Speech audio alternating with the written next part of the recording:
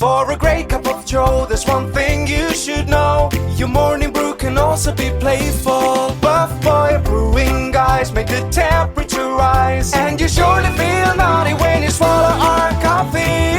If you want some real heat, give your mouth a fine treat. You will want some more, rest assured. Buff Boy Brewing, you can't get enough of. It's time for The Scribble, your weekly fix of celebrity chats, bizarre stories in the news, and basic random chatter with best-selling author and syndicated radio host Jeremy Bradley. Make sure your seat is in the upright and locked position and your barf bag is securely in place. Here's Jeremy Bradley. Thank you very much, Larson. Jeremy Bradley here. This is The Scribble. 30 minutes of time-wasting fun coming your way. Actually, I'm going to correct that. I'm going to retract that, and I'm going to say that it's 30 minutes of education and maybe a little bit of mockery coming at you on the show today. Now, social media has given people this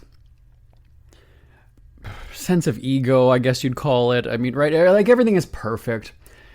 Just, life is great. Oh my God, look at my new car. Oh my God, I bought a house. Oh my God, I've got the cutest kid. I've got the smartest kid. I got a new puppy. Look at how wonderful my vacation is. And all these things, though, are so performative that, it makes you, the person who's posting it, it makes you feel better because people are, having positive reactions and applauding you and are jealous of you. And at the end of the day, that just seems so empty to me. That's why I've never, seriously, I see people, when it's their anniversary or, whatever it is, and just these like big ooey gooey lovey-dovey posts. And people ask me, why don't you ever post stuff like that, about your husband? Like, you've never and even actually sometimes the staff years ago had asked me, do you want to post something for his birthday? And I said, I talked to him when we woke up this morning. What the fuck do I need to post something on social media? Like, I live with, we work together. We own a company together. I see him all the time. He's by my side more than my dogs, who are very clingy, but more than almost anybody. So I've never seen the need to do that. We're 2 minutes into the show. I'm already getting worked up. So essentially, social media has given people this opportunity and license, I guess you'd say, to exaggerate, right? So let's say that, I can't think of an example right now offhand, but I was going to say, you did a decent job, but then it's going to be, 16 times better the way you describe it on social media, right? So maybe you just got a raise of, $2 an hour. Well, your social media post is that you got a promotion and it's this and it's that. It's like, no, here's the thing. They gave you $2 an hour and then a glossy title just to probably shut you up and make you feel more important. That's really what happened. But again, you're going to spin it, right? It's the spin. It's the social spin of the news. And we see that also too on shows like Shark Tank. This is the one that always drives me insane, right? Because the person comes out and then they're using the term we as the business, right? We've been in operation. We've done this. We've done that. Then they're asked, oh, so how many people? Oh, it's just me. Well, then why? It's like you're in third person. Then, I would say it looks better to go and say it's a one-person show. Don't say we, because then again, now as the audience member, I'm sitting there going, okay, so it's sleight of hand, it's deception. That's kind of what you're doing here. Is when you're saying we, it makes it sound like you got a big team. I'll admit, I have a team now, but when I started out my radio show, my syndicated show, I was in my parents' basement. I have no problem telling that story at this point and going and saying, yeah, it took a few years of me slugging it out and having to work an office job and then come home and, tape these segments and, in the basement on the weekends or whatever it was. And then eventually the company was able to grow and it went from a me to a we. But I don't get it. You can call it an embellishment, elaboration, or exaggeration. I mean, whatever word. It's lying. And then again, it's to make yourself feel bad. But at the end of the day, it's going to catch up with you and people are going to notice it. So I've got some stories to tell you on the show this week. And so if you're one of these quote unquote content creators or influencers who makes it seem like you've got, a big company and a big whatever, people can see through it. And I'm going to tell you exactly how coming up on the Scribble right after this. Isn't it crazy that you wait for payday, but before you know it, you're strapped for cash again? It's time to stop blowing your money and become a smart spender with the book, The Official Guide to Being an American Cheapskate at cheapskatebook.com. Learn simple ways to cut costs at home every day and during special times of the year. Don't go broke at Christmas. Don't remortgage the house for a fancy vacation. The book is filled with tips to save you money throughout the year. Check out the best-selling book, The Official Guide to Being an American Cheapskate at cheapskatebook.com or on Amazon and iTunes. Jeremy Bradley here, back on the Scribble. As we get more and more, platforms and different ways to engage with companies and brands and things like that, it really gives the consumer a great opportunity to see legitimacy, who's scamming, who's not. Although let me tell you why I'm laughing, because just as I was saying that, all right. So for some reason on Facebook, when I open our company's profile page, whatever you call it, it'll show you the feed, and it always now shows things that the company doesn't even follow or that are totally irrelevant. So it'll have like single white men for blacks, and then it'll have just a really stupid AI old white dude who he writes something, or whatever, writes something like, I'm looking for a poor women. Money, I have all the money, you don't need no money. And so I look at that and go, God, this is really sad. What's sadder though is when you click on the comments, and some of these will have hundreds, maybe even 1,000 comments of mostly women, just doing a quick scroll anyway, who are single, and they'll marry him. And I love you, and come to Thailand, come to Malaysia, come to wherever. And I just look at this and go, people are falling for this shit. Like, there's a part of me, this is like, I laugh, but there's a part of me that almost wants to say, maybe you deserve to be scammed. I mean, it's just like, I can't, are people, I don't know. I can't. It's just so. So this is what I'm saying. Now, I'm talking to entrepreneurs, business people here. Be upfront, be honest. I would say it's more admirable to go and say, you know what, I'm a one-man show. On your About Us page, no, put just about or about me, but not about us. You're not an us. Us implies more than one person. And if you're speaking as us as a company is not a human being. It's not, it's just not. So it doesn't.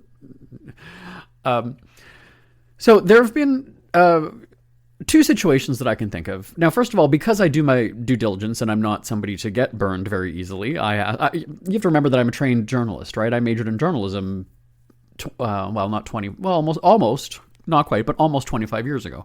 So I am the person who asks questions and who will dig. And if something does seem a little bit too, I'm going to look into it. And now, I was going to use the term bullshit detector, but I guess that's what it is, really, right? I mean, it's common sense, I think, in a lot of instances. Now, people come to me and ask about, investing in a company or project, right? They'll make the chit chat with you, or they'll want your opinion or something, and then I know where it's headed after a certain amount of time, right? Is that they want me to be involved somehow, or they want, and it's like, I'll give you my, opinion and thoughts for free, but I have to be very, very confident in your ability to run and operate a business. And that's even people in my own team, like that's something that we don't really cross that line, but somebody's like, oh, I have this idea for, such and such kind of a podcast or this or whatever.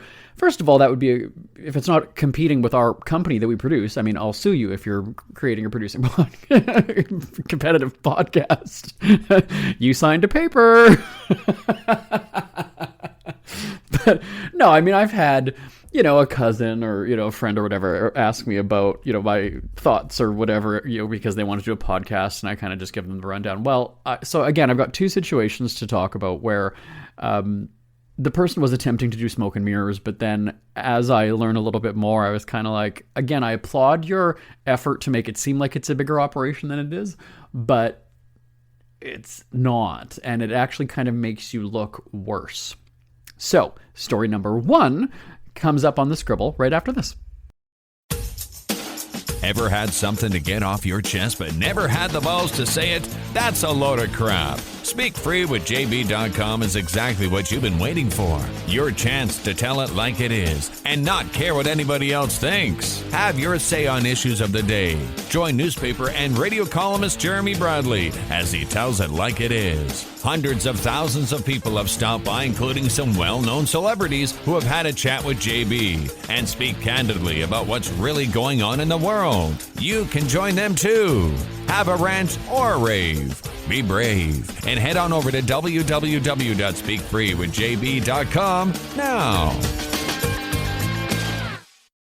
Who are the Kardashians feuding with now? What did that little thug Justin Bieber do this time? Who's getting hitched? And who's headed for Splitsville? Hear the latest celebrity news and gossip every day on Entertainment Wrap-Up. The good, the bad, the ugly, but mostly the ridiculously hilarious. It's all recapped in this daily segment at entertainmentwrapup.com. Have a laugh at the expense of the rich and famous when they take themselves way too seriously. It's 3 minutes of time-wasting fun at entertainmentwrapup.com. Check out Entertainment Wrap-Up at entertainmentwrapup.com. Brought to you by Speak Free Books. JB here on the Scribble. So in that last segment, I mentioned that I've been a trained journalist for, over 20 years now. And early on in my career, and when I say early on in my career, I mean my attempt at getting a career. This was going back to when I was, still living in my parents' basement, as I said. And I was a newspaper columnist. So I was writing an opinion column and then emailing it to about 600 newspapers across Canada every week. So I'd gathered a whole bunch of email addresses. This is before the days of social media and just easily being able to, I went to literally go to the website, click the contact page, click the publisher, click the editor, grab the email address, put it in a Word document. And I did this for every province and territory across the country for the relevant newspapers. And then I had my database, and then I would write every week and I would send it to them. And so there was an internet radio station in Vancouver that had seen my work. I had read, had seen my efforts, and we got in touch with each other. And it's funny because I went to the website, right? They introduced themselves, oh, we'd love you to record this for radio. Oh, well, that's interesting, because I always did have an interest in radio, and I didn't realize it at the time, but I did. And I actually believe I told that story on the show, was it last week or 2 weeks ago, that I would record my own little radio things back in the day.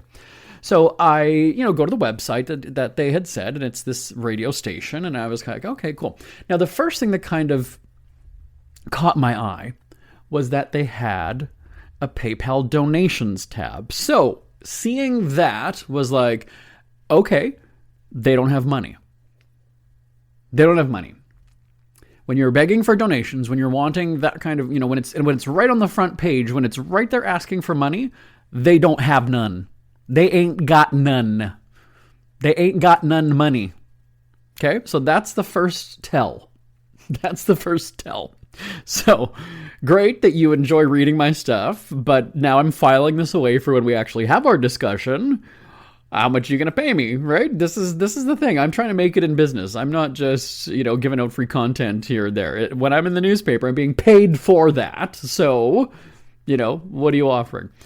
So again, I'm looking through the website, but I was like, oh, okay, cool. They've got, they've got a schedule. They've got a bunch of different shows on. Sounds interesting. The website was designed, it was decent for that time. Remember, we're going back 20 years. Web design obviously has come a long way since then. So I have the call. Sorry, no, that's not true. I got a voicemail, I think it was.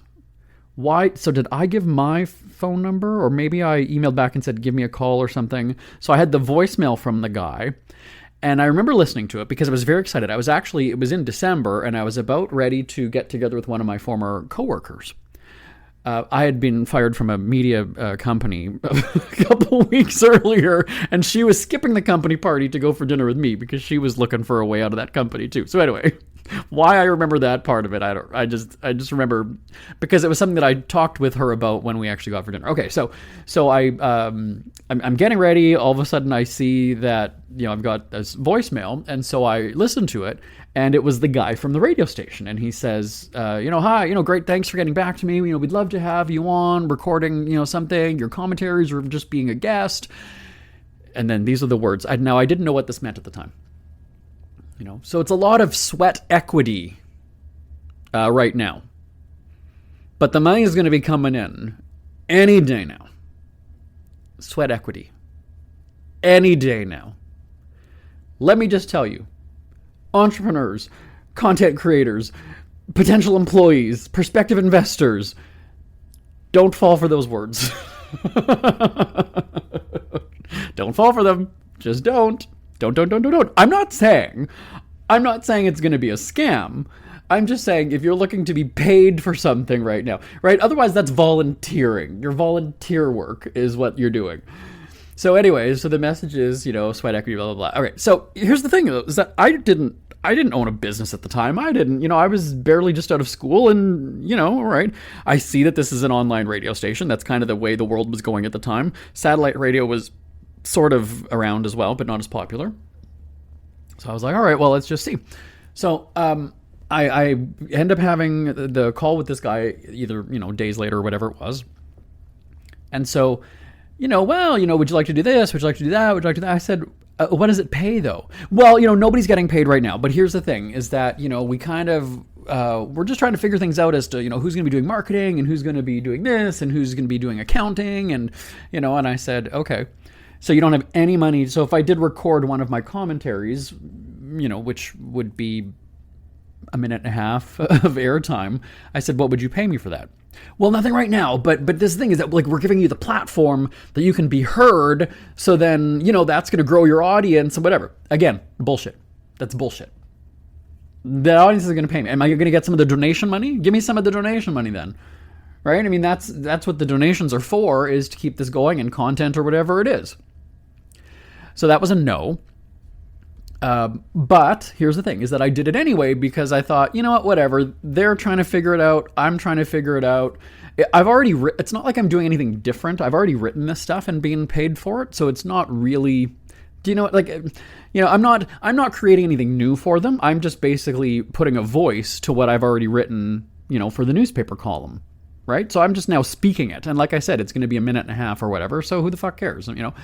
So I go and I do a weekly recording for them, which they end up running on whatever chat show or whatever that they had. I can't remember the day of the week or whatever it was. And then because my commentaries were, popular or agreeable or disagreeable, then they wanted me to come on and be a guest, which again, as I mentioned earlier, that was a suggestion, right? You could come on and be a guest, whatever. So fine. And you wouldn't get paid to be a guest. That's stupid. Anybody who thinks that you're going to get paid to go on to like podcasts or whatever, I mean... Yeah. We had that on the radio, by the way, with Scott Disick, and then there was somebody from Big Brother one time that all of a sudden the reply back was, what does this pay? And it's like, fuck off. It's a fucking interview to promote his project. Like, no, we're not paying, and he's going to make money off the interview? No. Nope. No, we don't pay for interviews. Sorry. No, doesn't happen. So anyway, so fine, I was a guest on, a couple different shows, and I, chat with them and talk with them, and we have some laughs.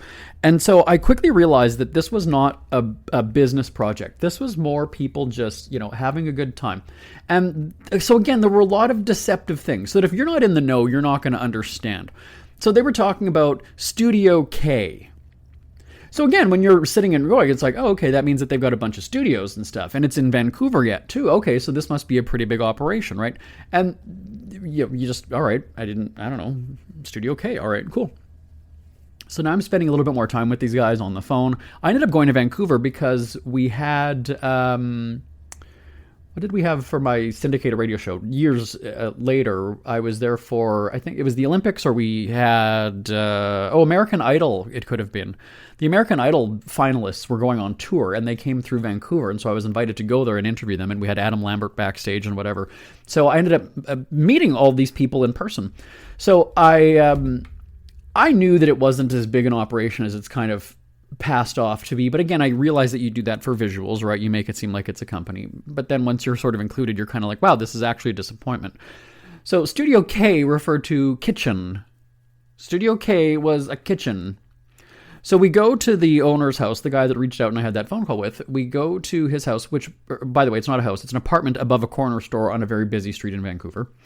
And dumpy, just old. I mean, there was, the radiator, the kitchen was just old. My grandma's stove was, practically in there. And then there were 2 bedrooms, and there was a roommate living in the living room. So it wasn't a 3-bedroom apartment, but it was 3 bedrooms because, either that's how much it cost or whatever. And I'm in Studio K, which is basically just kind of an old kitchen in an apartment above a corner store. And I thought, wow, like the smoke and mirrors of it all to make it seem like it's this big, deal. When it's really not. It's like there's no money coming in. All these people are just kind of like friends hanging out, but passing it off as. Now, it's not like there was a huge audience for this. They did not have a big audience. They really didn't make money. It was one of those things where everybody just wanted to host. Everybody just wanted to do their thing. And then, I guess hope for a paycheck or hope for some kind of money revenue from this. But nobody wanted to do that behind the scenes work of, landing advertisers or, making it a business.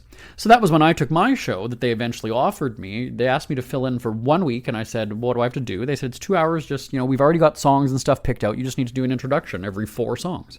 Fine, whatever. So I recorded stuff. And there was such a really good response to it because I knew how to market it. So I went into different chat rooms and was saying like, oh my God, do you guys listen to online radio? There's this really cool show on right now. And I was basically, I don't know if that's called guerrilla marketing, I guess, maybe PR. I was basically going and driving listenership. Remember, this is before the days of social media. I said went into chat rooms. That's how, we're going over 25 years now. Or 20 years, excuse me. So I'm driving traffic, and then the guys in Vancouver are like, oh my God, the number of listeners is, now you have to remember that the number of listeners on a daily basis for them was maybe anywhere between 5 and 10 at most.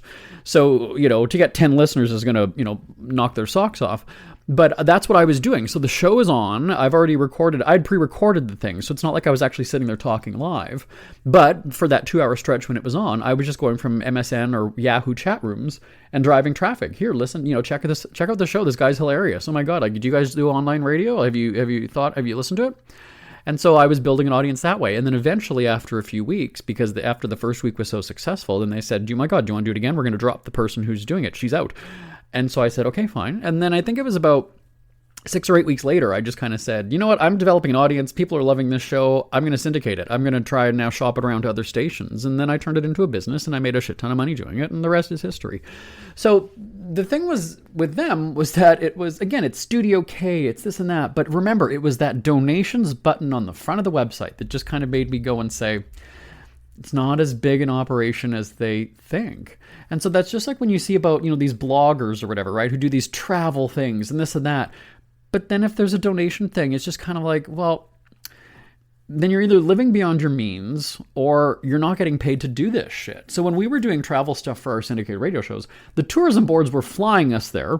They were paying for the entire trip. We did not. I very rarely spent any money on those trips. Because even when we'd get to the hotel, we'd have gift cards and shit like that in my hotel suite. So, I mean, if I was going to buy souvenirs or whatever it was, like, they were giving me practically money to go and do that kind of thing. Meals were all, arranged by them, or again, we had gift cards. So, and they're paying us to be there as well. So we're now getting a check for the paid promotion of the tourist destination. So we get the free trip and we get paid to go on it.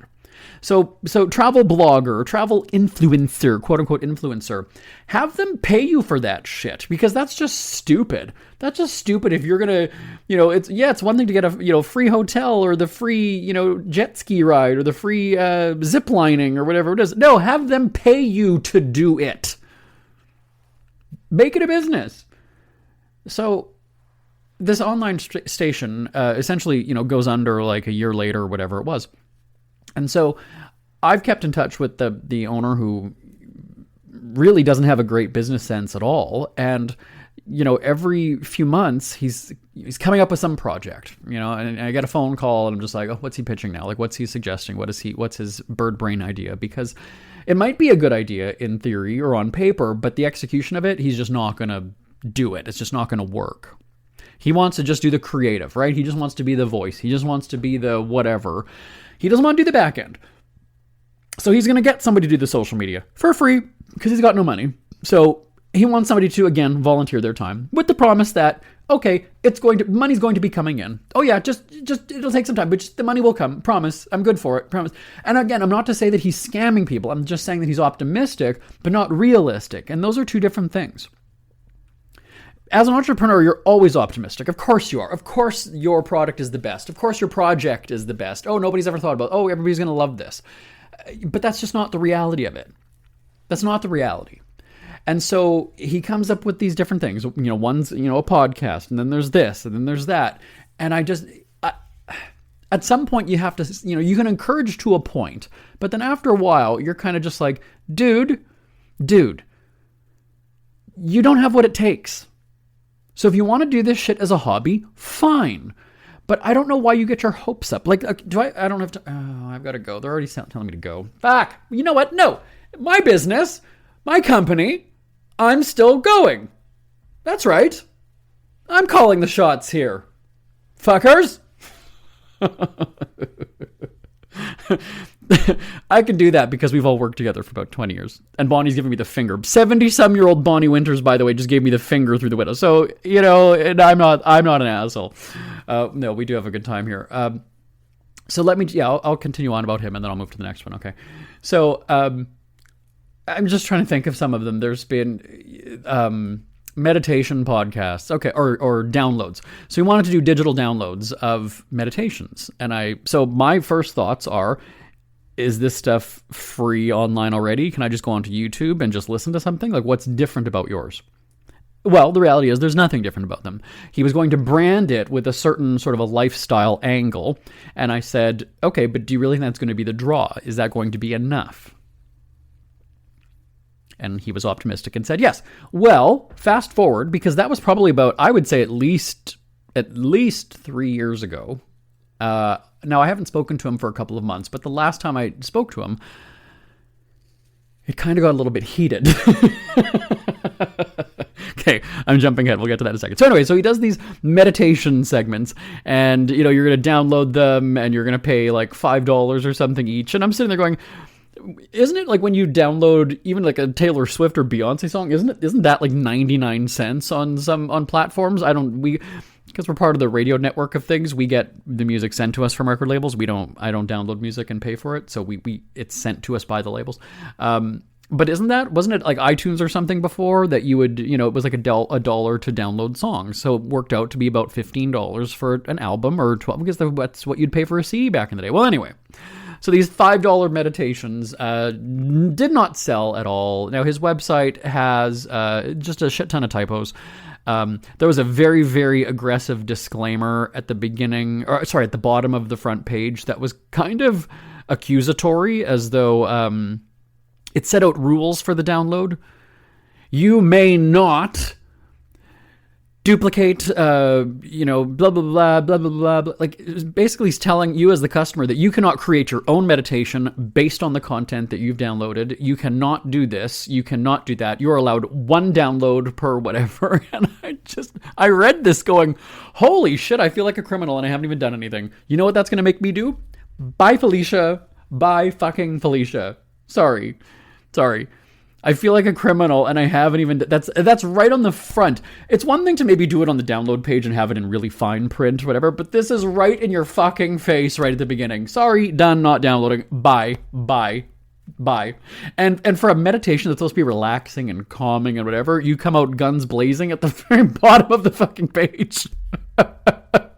So fast forward 3 years from launch. Let me ask you, big guy, how many downloads have you even had? One? Have you made $5 from this project yet? Oh, you haven't? Oh, I wonder why that is. So I basically told him this years later, right? So this would have been last summer or when did I talk to him? In the winter, perhaps. I don't recall. It's been several months anyway. I don't know. I haven't even talked to him this year now that I think about it. Maybe it's been a year since I've talked to him. Okay, well, anyway. Yeah, it's been a while. Yeah. Anyway. So, you just kind of look at this and go, you were gung-ho about this. And something that I said, just even as a content creator, I said, put together 5 or 6 of them and then see what works and what doesn't. And, who downloads, okay, people like this one or they don't like that one. You go and do 50 of them all in one shot. And it's, it's like, ew, because if you miss the mark, now you've wasted all this time. And I realize it's just you at home doing this. So it's not, it's costing you just time and energy or whatever. But whatever, after a while, you kind of just let them do what they want. So that was 3 years or however many years ago. Then he comes to me about a year and a half ago and says, got an idea for a podcast. I said, wait. So you did all these like downloads of that thing. How did that go? You were going to have somebody do the social media for you and create social media accounts and do it. You wanted to get a student so that it would be an intern, basically, so you don't have to pay them. And I said, again, people are going to lose interest. They're just not going to do something like that. They're not. They want money. They want to know how they're going to financially benefit from this. So he says, I'm going to do a podcast about current events, just like observations and, because he's older, so it's going to be from like the baby boomer generation. And I said, okay, cool. So what's different though? Like, what's the angle? Well, I'm somebody from I'm a boomer from Vancouver. Okay, great. But again, what does that mean? I'm a fag from Winnipeg. I don't know okay, so you're an old dude from Vancouver. What does that mean? What? I don't get it. How is that different from a boomer from Winnipeg or a boomer from Calgary or a boomer from Pittsburgh or a boomer from why does Vancouver matter? What does that mean? So it's going to be stuff for Vancouver people then. So it's something that I wouldn't listen to as somebody from Winnipeg or West Hollywood. And he said, well, it's going to be, no, it's just people that my age or whatever can relate to. I said, but then Vancouver has nothing to do with it. So in doing that, right, like my book that I wrote, a best-selling book, called The Official Guide to Being a Winnipeg Cheapskate, obviously is targeted to the Winnipeg market or people who have a connection to Winnipeg, because Winnipeg is known as being a cheap city. And so people will get it. If you're from Winnipeg or Winnipeg, then you get it. And it's a book I'm not expecting people in England or Australia to buy that book. They wouldn't get it. They wouldn't see the humor, or they just, So I said, that's Winnipeg. That was a targeted book for Winnipeggers. So if you're going to go and say Vancouver, you're putting a destination, you're putting a place on it, then you're going to talk about Vancouver boomer stuff. Otherwise, it doesn't really why call that out? That's like when I put out books and I had some gay publications or, wanting to introduce me or do interviews as, a gay author. I said, well, that has nothing to do with my book. I don't know why, what does that matter? I don't know, I'm not a gay author. I'm an author who, wrote a book. I don't subscribe to that whole, call out your demographic or your, whatever. So he's got this thing about this boomer podcast. I'm like, okay, whatever, just do it, because here's what ends up happening though, right? Is you're going to ask me my thoughts and my opinions. I'm going to tell you that, you're missing the mark. You're not quite on target, this and that, whatever. And then you're not going to listen to the advice, which now keep in mind that I'm the one who continued on with a radio career long after all of those people at that Studio K, wannabe radio station had to go back to their coffee shop jobs, right?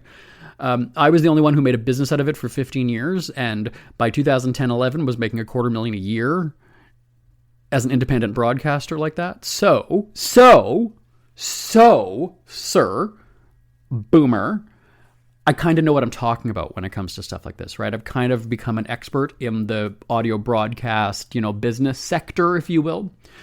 So we have this conversation. He tells me all about it. I kind of give some thoughts and whatever. I don't give advice. I always will just kind of ask questions or say, well, what about if you did it this, or if you do that, or could you do this way, and then I let people make their own decisions.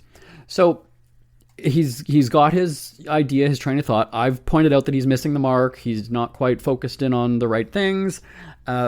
then he gets frustrated, and then he's always got to go. That's the thing, right? He gets flustered, you criticize or whatever, and then, but he's got no problem doing that about your projects or whatever, even though you're not even asking about that. So, but as soon as you kind of go in on him, he's got, I gotta go. Yeah, of course. Yeah, fuck off, right? That's exactly what I know.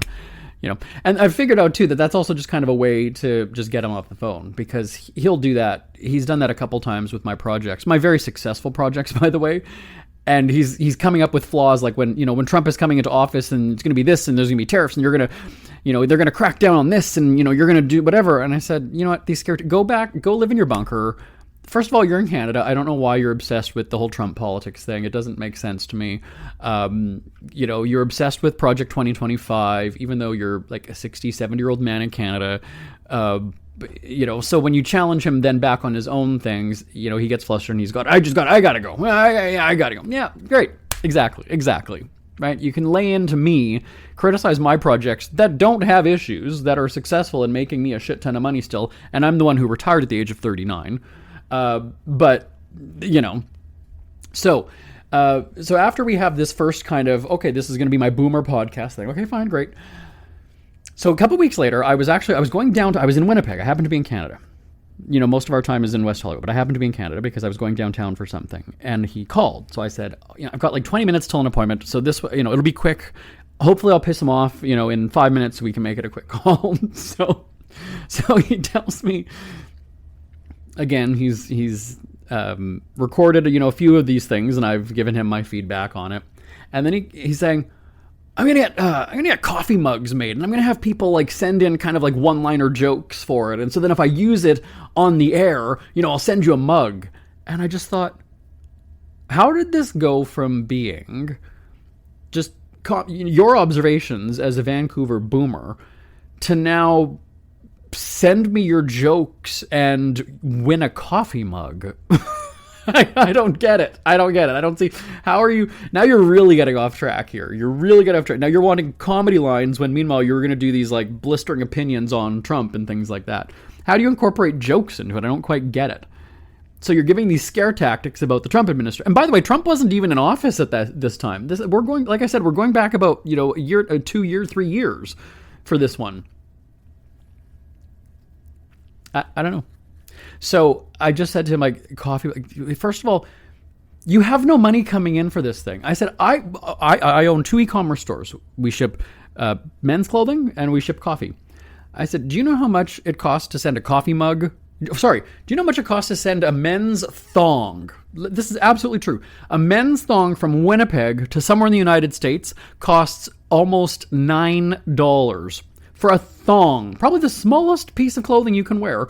$9 in just a regular envelope. We're not even talking a box with packaging or whatever. A thin fucking envelope is it's $8.80. Well, I don't know what it is now, but it used to be over $9 and it's come down to about $8.80 something, $8.85, $8.90 maybe. It kind of goes up and down every other week. So something that has basically no weight and no volume, you're gonna start shipping coffee mugs. First of all, coffee mugs are not cheap at all because, again, we looked into the fancy ones that we have for our coffee company. People were asking about, we did them for photo shoots. The specialty mugs that we got, I think we ended up having to pay $40 or $50 because we wanted a certain mug and our logo needed to be exactly so on it. So yes, I realize you can go to Vistaprint or whatever and get a cheap-ass mug for, $8. But again, so you're ordering that, then you're going to have a stockpile of them because you're probably going to order 20 of them, knowing him. He's not just going to order, 3 to start. He's going to order 50 of them. And then nobody's going to send in jokes because why would you do this for and then it's going to have a logo of your podcast that's going to be going under in the next 2 years. So like, what's the fucking point of that? And I've never understood why people buy branded products of things like that anyway. Like, I've never understood why, CNN or whatever sells CNN mugs or t-shirts. It's like, why am I paying to advertise your brand? Like, you can send me that shit for free. We did that with our coffee company the first year because people loved the logo. So people asked about the coffee mugs and the sweatshirt and the water bottle and things like that. So we got a bunch of them and then people just didn't order them. So it was like, okay, great. So you don't want the merch. All right, fine. Now people ask about them again. So he wanted branded coffee mugs. And I was just like, can you focus on like the content and building an audience first? I don't know why you're all of a sudden doing audience participation now. That just doesn't make sense. It's very weird. So he disagreed with that, and I don't know if he ever went through with it. I don't think that he did, because, again, probably the cost of it. Oh, and he's also one of these people who is obsessed with web domains. So let's say it was called the ABC Show, okay? So he's going and buying the abcshow.com, .ca, .fm, .biz, .co, .org, whatever the other ones are. I can't even think of did I say biz? Just a bunch of different. He goes and locks down every domain. So I ended up asking him one time, again, when we were having kind of a debate and he was laying into me, and I said to him, because he was talking about, like, I've got to wait until, I've got to cut down, trim some costs or whatever. And I said, okay, how many domains have you bought for this project? Because it's like, as soon as you come up with the name, you went and bought the ABC Show and every possible domain possible, like just every single fucking one. Why'd you do that? And he asked me about that back in the day, because when I started my company called Speak Free Media, he asked me, why didn't you buy .ca and .biz and whatever? Somebody can go and just sweep that up. And I said, whatever. Oh, fine. And what? And again, you have to realize, like, do you really think that in the grand scheme of things, my company is very small. So for somebody to, try to impersonate it or whatever, I mean, it's possible, sure, but I mean, like, why would they? They're going to go for some, they'll try to impersonate, Joe Rogan or somebody who's much bigger, and, like, I don't, all right. But again, his doomsday, right? He lives in a bunker. Everything is just the negative for him. And so, I said to him, like, maybe if you didn't buy, all these domains and you're doing coffee mugs, like, focus on the actual project. You're not even focused on endorsing it and putting it out there and creating social media content and finding a way to push it. Like, you want everybody else to do that stuff for you. And that's just not the way things work. So, now again, so we have this little, like, I don't know if you want to call it a fight, whatever. So he's got to go, right? I gotta go. Yeah, of course you fucking do. Just go, you stupid asshole. So I don't bother calling him for a long time, right? And then I get the call. And so I think that it was actually at the beginning of last year, because he was calling about the tariffs. And he was basically telling me that, like, my businesses are screwed because of the Trump tariffs. And I said, you don't even know what you're talking about. Like, you just can you just stop picking apart what I do when everything that you've said has not happened? It has not happened. The Trump tariffs did not affect our e-commerce store in Canada at all. At all. Now, they affected our coffee company in the States, yes, because of the whole coffee thing. You all know about that. But the Canadian business not impacted. Nothing changed. Not one thing happened. But he's telling me that it is, and then it has, and then it's going to keep going. And I'm like, dude, I'm telling you, like, sales have never been higher, and there's no problem. So I don't understand. Like, you're telling me that the tariffs are hitting me and hurting me, and that's just not no. But you're disagreeing with me. And you're telling me, like, the man who's put together meditations and this and that and whatever, who's made $0 on his projects in the last 3.5 years or however long it's been, is telling me, whose companies pull in well over 6 figures collectively every year, that there's a part of me, like, you almost want to go and say, dude, I realize that you're much older than me, but show some respect. Show some respect to a successful business person who's proven time and time again, because I had my syndicated radio show for 15 years. I've got best-selling books. Our e-commerce store, our men's swimwear store, has been going on for 7 years now. Our coffee company in West Hollywood is 5 years now. So, and I manage my husband's modeling career, and he's making more money than he ever has, with shoots and endorsements in Brazil. So, have some respect. Have some respect for what I've accomplished. I'm not saying bow down and kiss my ass and tell me how great I am. I don't need that. But I'm just saying, like, chill the fuck out. Just because your businesses are fucking up and nothing's coming of them. They're not even businesses. They're not businesses. They're fucking hobbies. So, so he called me. Now, this was, they said there was snow on the ground. I don't know. It's funny how I remember, like, certain, because was I walking my dogs or something? Because I remember that there was snow outside. He could hear the snow crunching as I was walking. So I must have been walking the dogs. I've got a really weird memory for, like I was doing, I remember what I was doing when we had the conversation, but I don't remember exactly when it was. Anyway, so he wanted me earlier in the day to look over this website that he created for this podcast. And there was just a shit ton of spelling. There were typos like all over the place. And so then he didn't call me when he said he was going to. So that's why he caught me when I was out walking the dogs. And I said, I don't remember what they were. I said, my hands are tied right now or, full with dog leashes and, I'm walking. I said, like, you had, there was this wrong word. Oh, well, which one was that on? I don't remember, but look for that word. I don't know. So I end up going and saying, there was this word, and then I remember seeing that you had like a weird apostrophe somewhere that shouldn't have been, and then there was something else. And then he's arguing with me, disagreeing with me, because there was the word its, I-T-S apostrophe. Not a word. Not a word.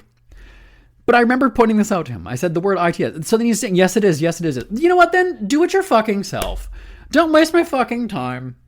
Be an idiot then. Be an idiot who doesn't know how to fucking spell. Why would I lie to you? Why? The best-selling author, the journalist of 20 years, knows that ITS, a very basic word, does not have an apostrophe. No matter how you use it, no matter how you try to convince me otherwise, it's not a fucking word. So you can leave it there and look stupid, or you can listen to me.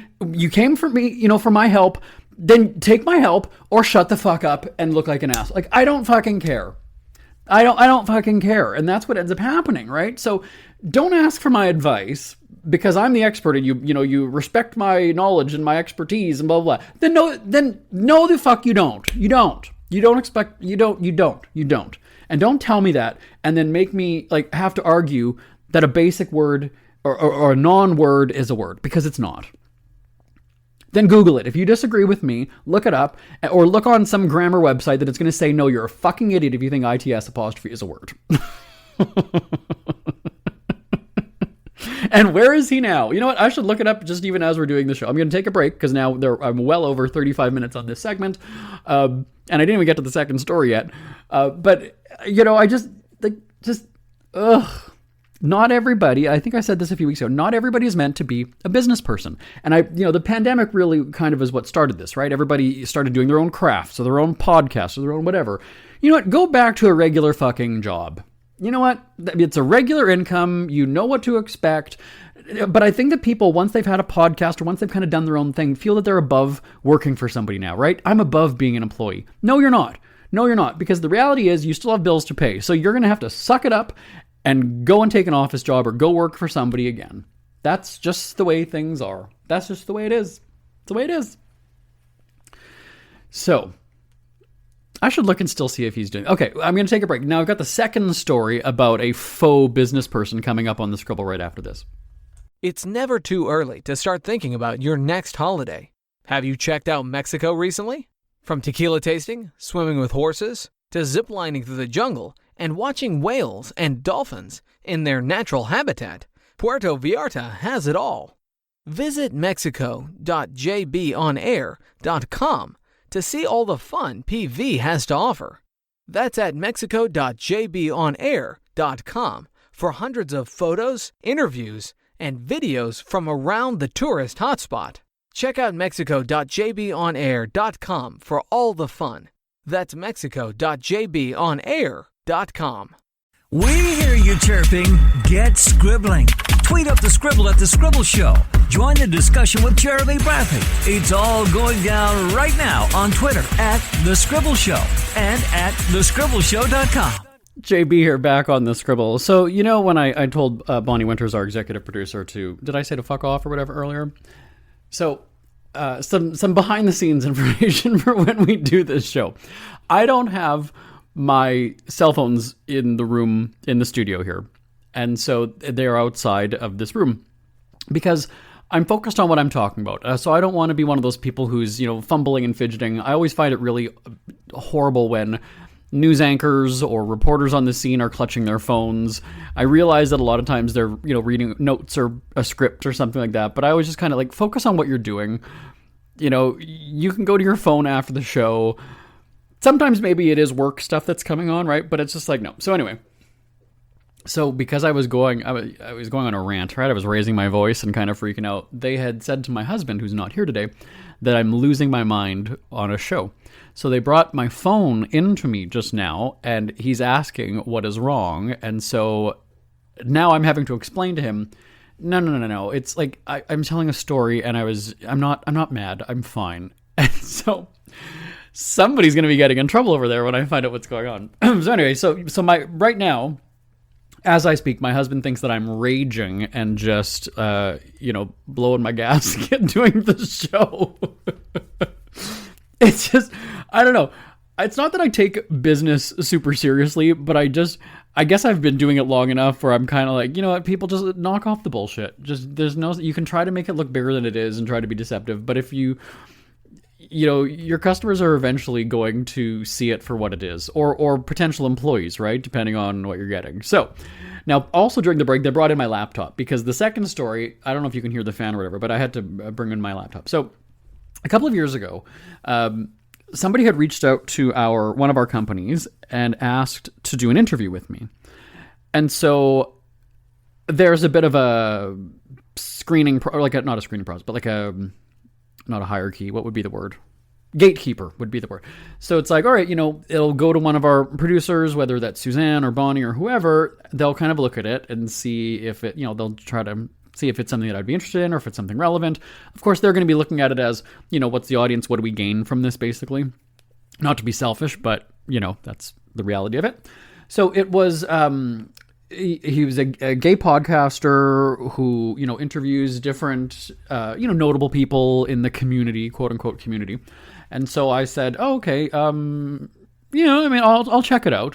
So I go and they give me the information. I look it up and I was like, okay, I see the name of his quote unquote company and he hosts, this podcast and this one and this one and this one and this one. Oh, holy shit, he hosts 5 podcasts. Right there, I'm kind of like, okay, that's like that donation button. I host 5 podcasts.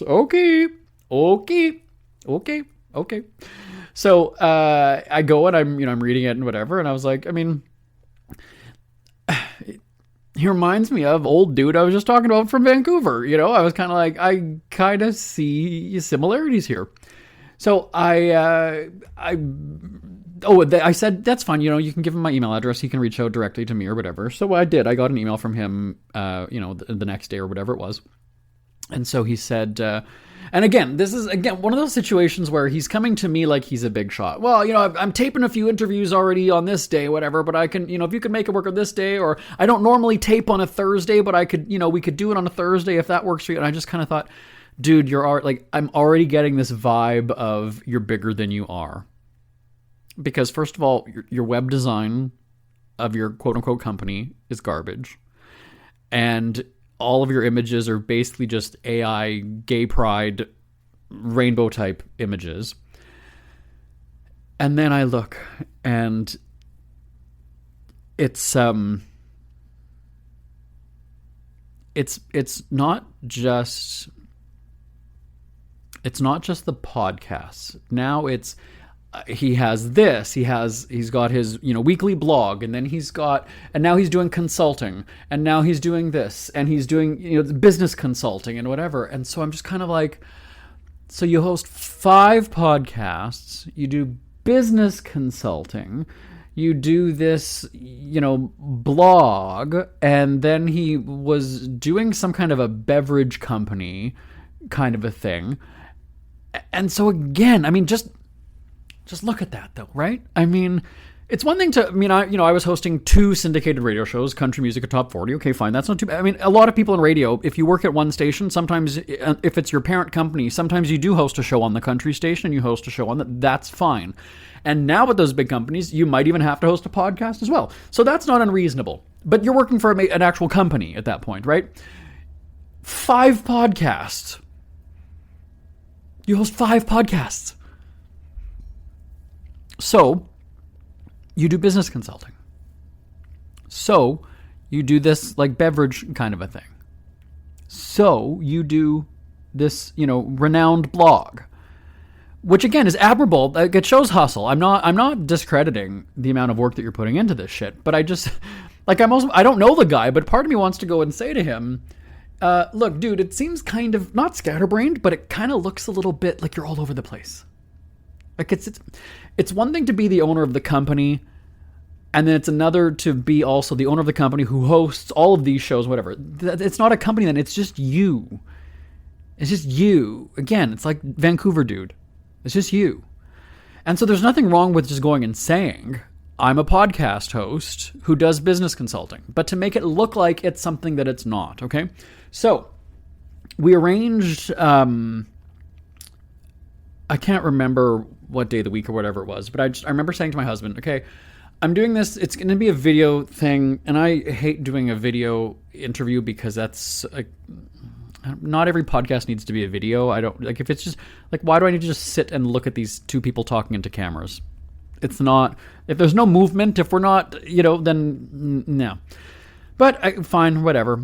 So I said to my husband, like he was going to go out and do whatever for the hour or however long. I said, why don't you just go, we've got a big house. Like go, like just take the dogs or something, like outside, do something with them. I'll do it quietly. I'm going to set it up in the living room. I'm not going to sit in my office. I don't want to look too, stuffy and corporate or whatever. So I set up the, not a tripod, whatever thing that you stick your phone on. It looks like a claw kind of a thing. Anyway.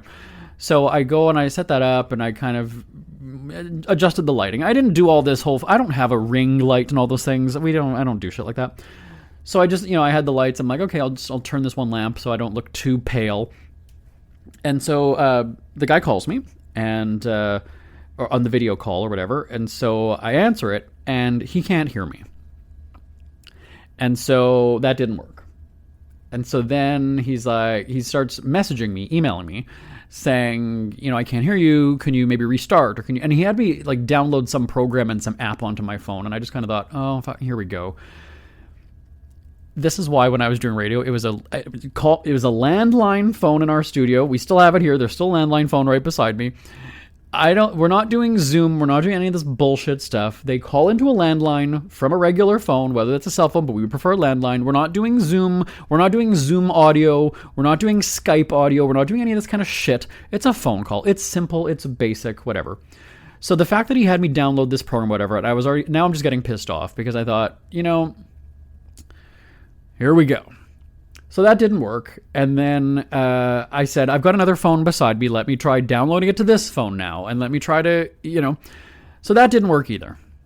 And I said, let me go. I have a laptop that I can go and download it to a laptop then. And da-da-da-da. So now we're going on 20 minutes of technical support. And so at one point I just said, can we just do this on the phone? Like now when we were hosting our shows, we had backup plans, and when you're dealing with publicists, they need to know the call-in number. They give a backup number so that if I don't hear from the celebrity or if we can't reach the celebrity, we are calling that rep and the rep. Or if our phone doesn't work, they want a backup number for us. I mean, you have these contingency plans in place if something goes sideways when you're taping or when you're about to tape. So for this dude, I almost wanted to go and say, like, that's number one, is if it's not working, backup plan right away. Let me call you on the phone. Not a problem. Let's just go. We'll pick it up where we go. No hassle. You're not going to sit and have me troubleshoot for 20 minutes because at this point I'm going to. And then he said something about like, well, we can do it another day or whatever. And I'm sitting there going, no, I fucking made this time for you. I cleared my evening. My husband's out with the dogs. I've set this all up. We're doing it now. So I can't remember exactly even what we did, but it ended up just not being very good.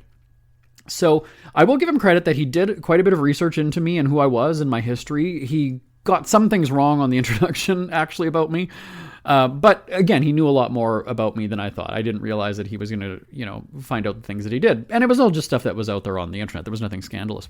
So we do our interview. We have this talk. And then when we were off, right, when we were done, we're still sitting there chatting, and we talked for probably about an hour after. It was actually kind of a good conversation, but this is where he starts telling me about everything that he does. I host these 5 podcasts or whatever, and so I basically just said to him, like, so you have good income from this then? Or, I mean, because if you're doing 5, that, generally you start 1, and then when that one's successful and the money's coming in and you're getting progress, then you just start the second one. Right, I started out hosting a top 40 show, and when people liked me and stations liked me, they said, "How about doing a country show?" Okay, great, right? Because I've proven myself, and and then when they introduced the podcast, I was kind of like, okay, fine, we can do the 2 radio shows and a podcast. We'll tape the podcast, we'll do 4 episodes in one day, we'll bank them for the month, and I don't have to worry about it again. Okay, great. 5 different podcasts on 5 different topics and genres and whatever. It just, again, it's scatterbrained. So I thought about him the other day. This is why my laptop is here, because I kept the screen open. So I was like, I wonder if that guy is still doing all of those podcasts. So I go and I look, and so he's still online. So the website is still there. There's the Spotify page and the the Amazon and iHeartRadio. So there's still the links to the podcast. So the last one was done about, what's the date today? So the last one was done do the math on this, 3 weeks ago was the last episode. So he went from doing 5 podcasts, each one was a day of the week. So this one was on Mondays, this one was on Tuesdays. So 3 weeks ago was the last one. So that's not daily anymore, and that's not all 5 of them. So I went and looked, I Googled or searched one of the names, and that brought me to another Spotify page.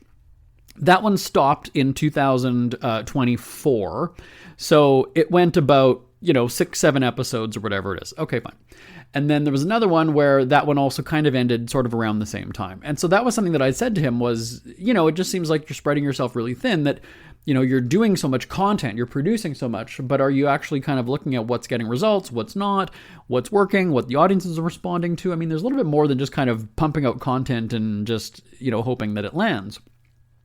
So the reason that I'm asking this is because he's got a media and consulting business as well. So I'm kind of turning it around. I'm not being a dick about it, but I'm kind of going and saying, like, if this is how you operate your own, like, I wonder what sort of advice and you're teaching people when, so he did say that there wasn't really money coming in. He's an older guy, probably in his 50s at least, if not maybe a little bit older, but at least 50s.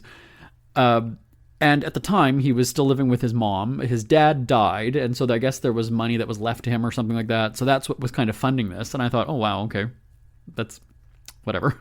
I'm not going to judge. Whatever, you do what you want with your own money. So then I was like, oh, okay. But he's like, oh, no, I end up, I can't remember how many hours a week that he said he's doing on it, but it's basically, almost like a full-time job. And then he would have a part-time job that he was going to. So again, I did that too. I had a full-time office job early on when I was in my parents' basement. So I'm not knocking that. That's something that you need to do. And so there's the part-time job. And then but the full-time job is this one that doesn't have the money. So I kind of thought maybe you should be flipping that around. But again, he had that income, I guess you'd call it, from his dead dad, and then the part-time job was supplementing. Okay, fine. So again, we're talking, and we're having conversation about all these things, and so I don't know this guy, so I don't want to go and tell him, like, you're kind of all over the place, and you're not really, like, you're not making money. You're putting it forward that this is some kind of a big business when it's not, But at the same time, like, I see your setup, because he was kind of moving his camera around, and it's like, you just have a pile of books that your laptop is on. Like, you don't even have, like, a proper desk, and you're in a basement somewhere. Or he's also doing one of those, like, Zoom backgrounds, so his head is getting distorted if he moves around too fast. And I just thought, this is so fucking tacky. I mean, So right now I'm on his website. So this is his media and consulting page. And so it's a creative business consulting agency focused on strategy, business development, and marketing, working with businesses and brands. Our mission is to develop brands that are powerful, bold, and unforgettable. And we make you look good. The blog is all kind of, the website, the web design is actually kind of really not formatted properly to a computer screen. So a lot of things are falling out of the boxes where that they should be in. So subscribe to our newsletter and blog. We publish 1 newsletter a month and 1 to 3 blog posts on our site a week. Well, the blog has not been updated for about 8 months. And then I click on the tab for About Us. And this is, like I said, About Us, making it sound like there's more than one person, but there's not. Is a multidisciplinary creative agency working exclusively with businesses and brands. Our specialties include branding, HR, company culture, AI integration, sales, and social media and ad campaigns. Meet the team, the guy who interviewed me, and then consultants. It's an AI image of people sitting in a circle. Very, very clearly AI. with a rainbow flag in the background, of course. And so then it's got our team members. Doesn't say anything about them. Nothing about the consultants. Just an AI group of people, cartoons. Then there's join us. Do you want to work with Leading's brands as part of a fast-moving and exciting agency? We're waiting to hear from you. So let's click on the job openings. As that opens, let me go to the other tab that I had open, which is the services. So the services, what we do, we innovate and create at the intersection of business, startup, and established brands through developing company cultures and processes to achieve sales, building, and brand recognition through marketing, digital advertising, and design. Our goal is to provide the best possible impact for our clients and partners. So their specialties are brand building, HR, company culture, customer engagement, sales growth, social media, AI strategies, and use. So there's Zoom classes, and there's training courses, there's in-person and remote, brand, and there's a little bit of a description as to each of these different areas. Website building success. So again, they don't even have a decent, or he doesn't even have a decent website that functions properly, but he's going to coach you on that. So that's one of those things where, you always see that on social media as well.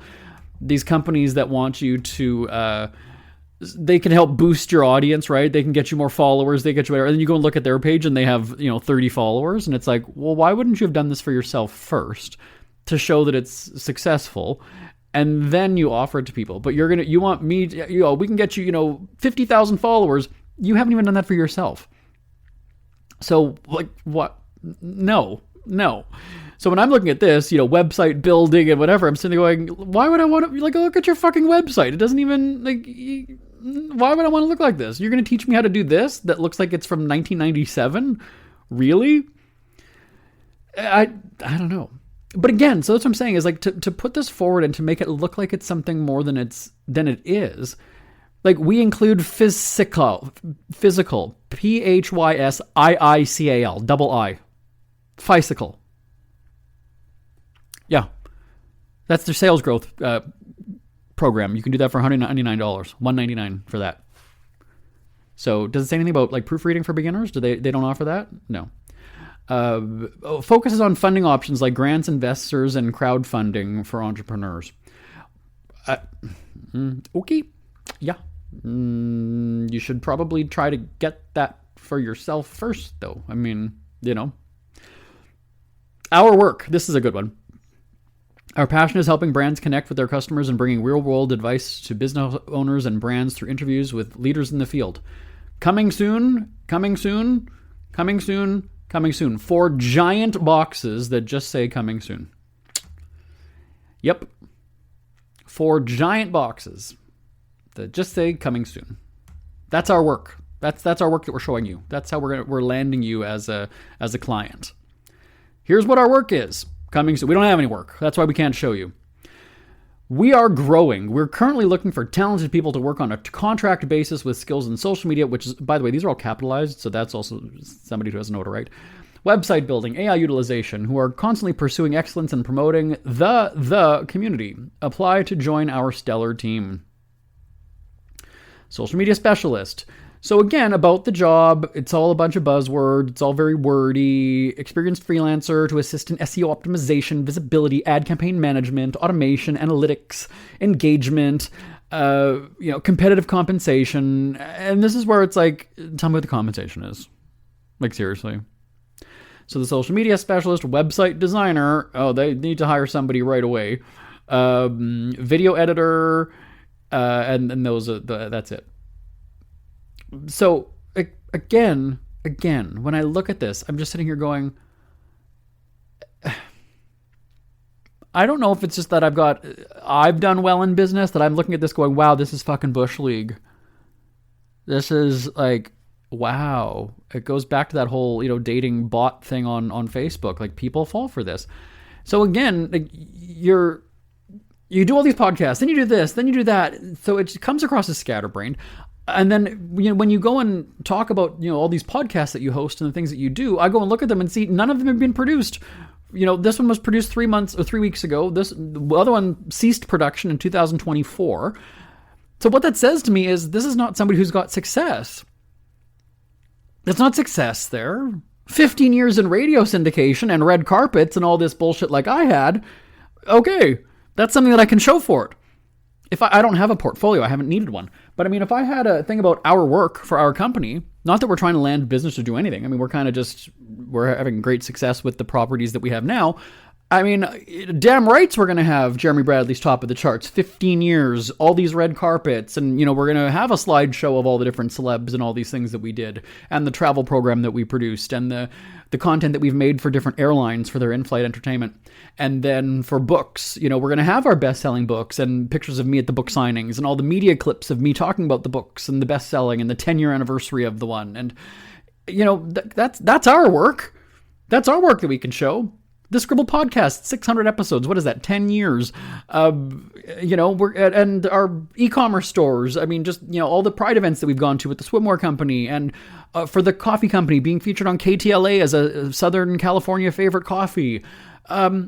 We've got shit to show for what we've done over the years. We absolutely do. So for this to not even have any of your work, nothing, coming soon.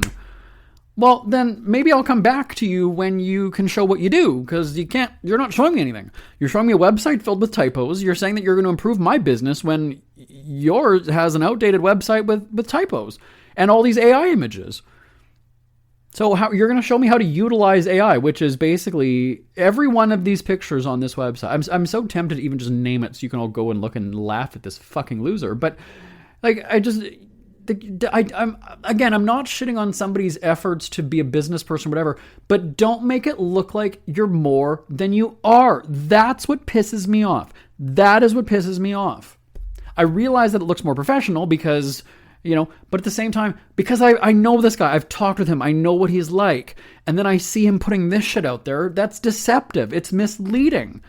You're going to be taking people's money. I'm not calling him a scam artist. I'm just saying that you're setting this expectation up and you produce shit. You produce garbage. And now you're trying to make a business out of it. That's what drives me insane. That's what bothers me about people who are, consultants or this and that. Or again, I see that on social media, that, social media consulting and social media. And then I go and look and they've got 80 followers.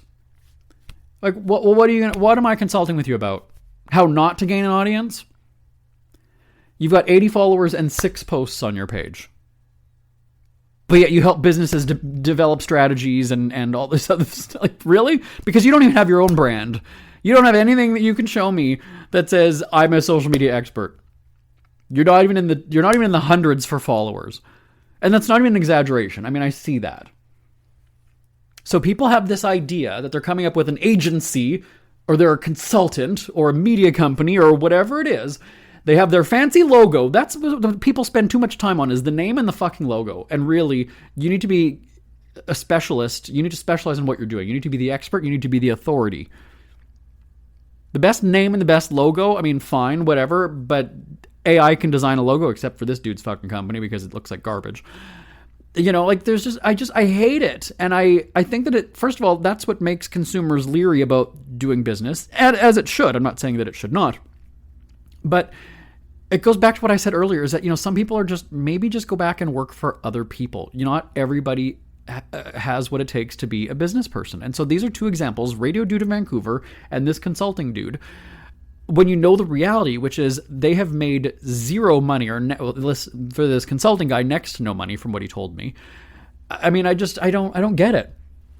You haven't figured out a way to make money for yourself doing business, but now you want to charge people to tell them how to do it, right? Because I mean, I've never been a consultant. I've never listed myself as a consultant. I've never wanted people to come to me for paid advice. I just never have. But again, I would be prepared to answer that question if somebody goes and says, so how much money have you made in e-commerce, right? That's a fair question. If that's what you've paid me for my expertise, I should be forthright with that information. If I'm going to be consulting with, podcast people or radio people or whatever it is, I'll go and say, yeah, at the height of my show in 2010, 2011, I was making $250,000 a year. Obviously, that's changed now just because of the landscape of broadcasting and podcasts and things like that.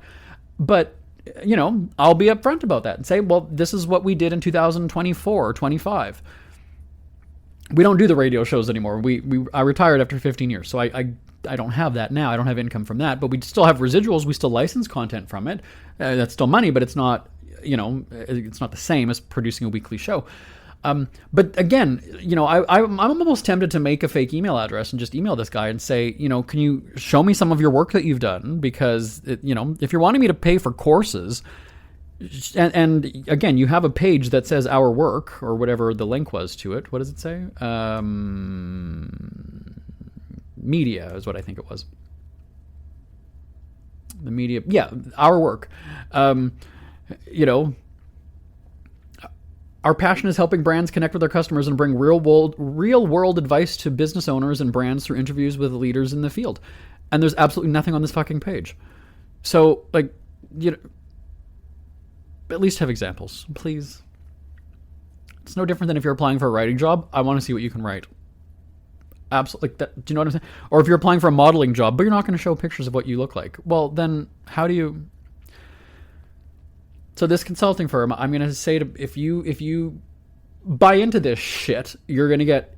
I'm not using the word swindled, but I mean, do your due diligence. Seriously, just look at the website, look at the fucking typos. If you give your money to somebody like this, then... You know what? You deserve the knowledge and education that he gives you. Because that's the thing. Like I said, we had a decent conversation aside from him wasting my time for that first 20 minutes of the interview. But again, there's the one thing about putting it out there and presenting it in a certain way and then the reality of it. And that's fine if you're doing that to, land interview guests or whatever. But again, at the same time, like I said, not that I believed that he had, hundreds of thousands of listeners, because again, just looking at his content and how many views his YouTube page gets, I knew that wasn't the case. But I am not so hoity-toity and snobby that I'm going to look at it and go, oh, he doesn't have a big enough audience for me. No, because like I said, I recognized something in him that was like me at the very beginning.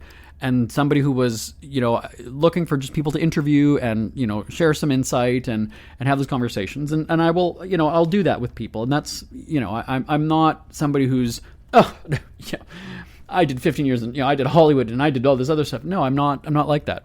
So I did. I spent 3 hours on the phone with this guy, troubleshooting his technical problem for the first, 20 minutes, half hour, the interview, which I think went about an hour. And then we sat and talked for an hour after that. We talked business after that. So, I don't have a bad experience with him, but when I see this, all these years later, it's like, well, your podcast didn't make you any money. They really didn't go anywhere. You fizzled out. Like, I'm tempted to even just reach out to him and go, so what happened with you were doing 5 podcasts. You were doing all this other shit.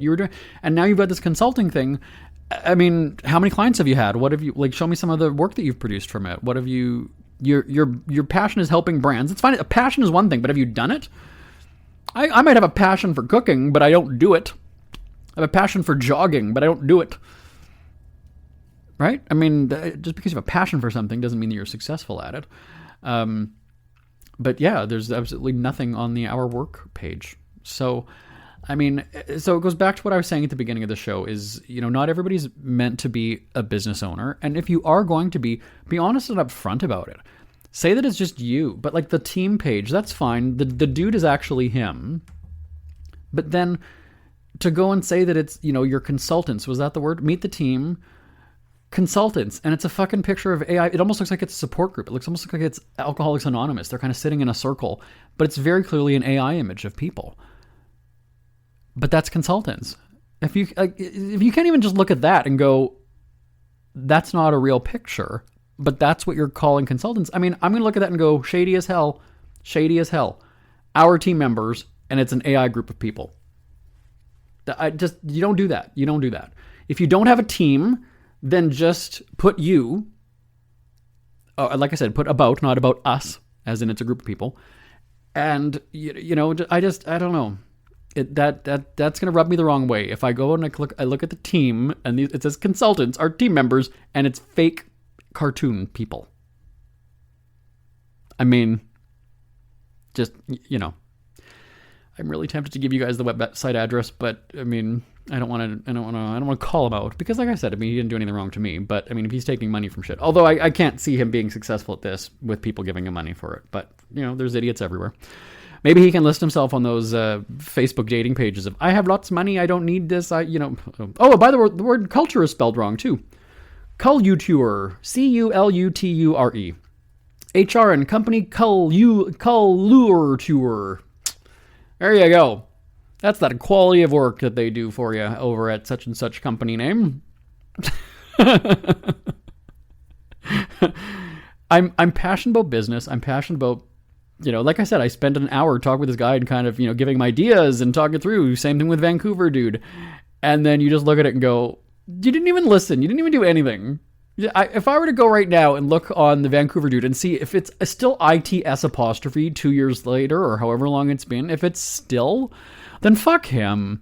I'm tempted to do it now. I don't remember the exact website address or whatever, but anyway, so tell me your thoughts on this. Like, do you ever, have you gone to a business and then you've just looked at it and thought, there's just something not right about this? Or there's just, to me, I've always been, like, especially with restaurants, I think I've said this before on the show, is that I don't trust a restaurant. If you've got menu items misspelled, I won't eat it, or I won't order at a restaurant. I know my husband hates that idea. But I said, I'll scope it out beforehand. As soon as I see, mozzarella or, some kind of bread or something misspelled, I don't trust that restaurant. There's just something about, if you can't spell your own food properly, it's a red alert for me. But I mean, do you make decisions based on stuff like that, right? If there's typos on a website, are you kind of like, ooh, I don't know? Or is that me just being too picky as an editor? As a best-selling author, excuse me. Send me an email live, live@jbonair.com, live@jbonair.com. We are in super Scribble territory. Oh, they just said we're over an hour on this episode. Oh my heavens. Oh my God. I'm so popular. I should start hosting 17 podcasts a week. That's how much I've ran. We could chop this up into 17 podcasts, and then I can go on this podcast network and make it seem like yeah. So before we wrap this up, because we do have to go, don't deceive people. Don't make it seem like you're bigger than you are. If anything, be humble about it and make it seem like, no, this is a one-man show and this is what I've accomplished, because that looks better than make it seem like you've got an entire team of people when it's just you. Because like I said, once your client or your potential staff or whatever gets to know you, they're going to go and say, wait a second, dude was lying, shady as hell. What else is he concealing? What else is he, it's smoke and mirrors to make it look like one thing when it's really not. And then secondly, I would say, don't bite off more than you can chew. Do one thing really, really well. So host one podcast, build that audience, make it great. And if it turns into a spin-off of something, wonderful. But you don't need to be a 5-day-a-week different show every day.